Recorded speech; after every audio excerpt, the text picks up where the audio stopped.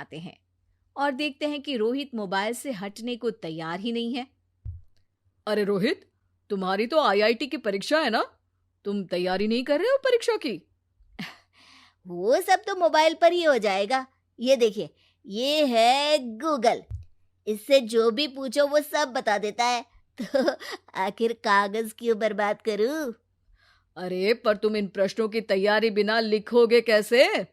उसमें क्या है, ये देखिए नोटपैड, बिल्कुल कॉपी जैसा है, इसी पर कर लूंगा। हम जब तुम्हारी उम्र के थे तब हम दोस्त मिलकर प्रश्न हल किया करते थे। उससे हमारी हैंडराइटिंग की भी प्रैक्टिस हो जाती थी और समय का भी अंदाजा लग जाता था। और फिर साथ में हम एक दूसरे की मदद भी कर देते थे अगर कोई अटक जाए तो। आपका जमाना अलग था जीजा जी। अभी जमाना फास्ट और स्मार्ट हो गया है। जमाना क्या, अब तो फोन भी स्मार्ट हो गया है। समय के साथ बदलना पड़ता है जीजा जी। अब बस भी कीजिए आप, हर चीज को लेक्चर में बदल देते हैं। रोहित अच्छा कर लेता है परीक्षा में। इतने में अर्पित के सास ससुर जी आ जाते हैं हॉल में और अर्पित इस बारे में बात नहीं करता। हालांकि अर्पित को लगता तो है कि पूरी तरह मोबाइल पर लगे रहना सही नहीं है, पर वो इस बात को और नहीं छेड़ता। ऐसे ही 2 दिन निकल जाते हैं। समीक्षा, मुझे काम से फोन आया था, मुझे वापस काम पर लौटना पड़ेगा। पर हमें आए हुए तो 2 ही दिन हुए हैं, अभी चले गए तो माँ और पापा को अच्छा नहीं लगेगा ना। अच्छा ठीक है, तुम रुक जाओ, मैं काम खत्म करके फिर लौट आऊंगा। एक काम कीजिए ना, परसों रोहित भी परीक्षा के लिए निकलेगा, आप उसी के साथ निकल जाना। दोनों वैसे भी बात नहीं करते, साथ में जाएंगे तो हो सकता है आप लोग आपस में बातचीत भी करने लग जाओ। ठीक है, मैं काम को 2 दिन टाल सकता हूँ। उसी रात जब सब खाना खाने बैठे थे तो अर्पित अपने जाने की खबर बाकी लोगों को बताता है। मुझे काम के लिए वापस जाना होगा। अरे बेटा, पर अभी तो तुम आए हो, इतनी जल्दी चले जाओगे? नहीं माँ जी, समीक्षा यहीं रहेगी और मैं जल्दी काम खत्म करके वापस आ जाऊंगा। ठीक है, काम भी जरूरी है। वैसे कब निकलोगे बेटा? 2 दिन में।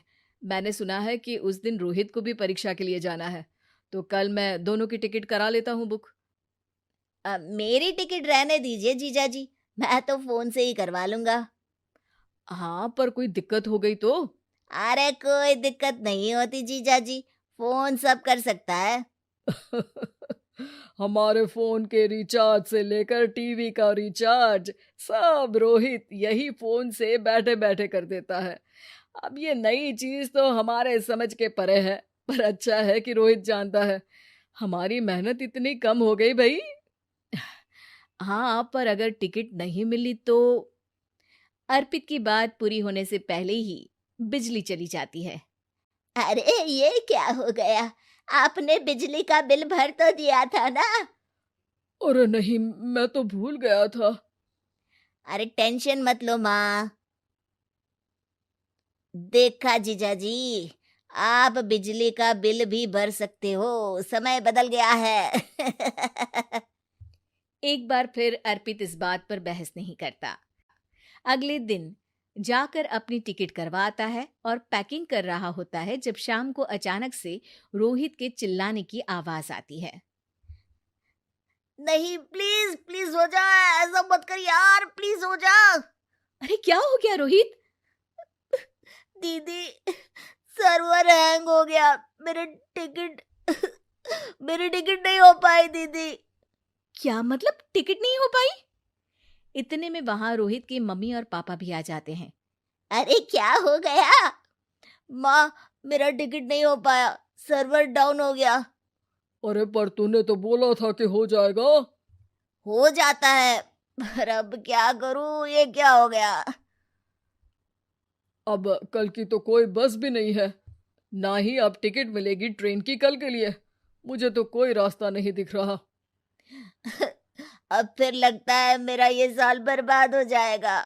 घर पर एकदम से दुख का माहौल छा जाता है और सब रोहित को डांटते हैं, पर इतने में अर्पित वहां आ जाता है। आप सब रोहित को क्यों डांट रहे हैं? आपने ही तो उसे बढ़ावा दिया था ना। लेकिन इसकी लापरवाही के कारण इसकी परीक्षा छूट जाएगी। इसने तो हमसे कहा था कि टिकट हो जाएंगे। हे भगवान, अब क्या होगा? चिंता करने की कोई बात नहीं है। मैंने एक एक्स्ट्रा टिकट करवा ली थी। मैं समझता हूँ कि मोबाइल हमारा ही काम आसान करने के लिए है, पर उस पर ही पूरी तरह से निर्भर होना तो गलत बात है ना। रोहित टिकट को देखकर बहुत खुश हो जाता है और जोर से जाकर अपने जीजाजी के गले लग जाता है। सॉरी जीजाजी, मुझे आपकी बात ध्यान से सुननी चाहिए थी, पर थैंक यू सो मच। हाँ बेटा, तुमने तो इसका भविष्य बचा लिया।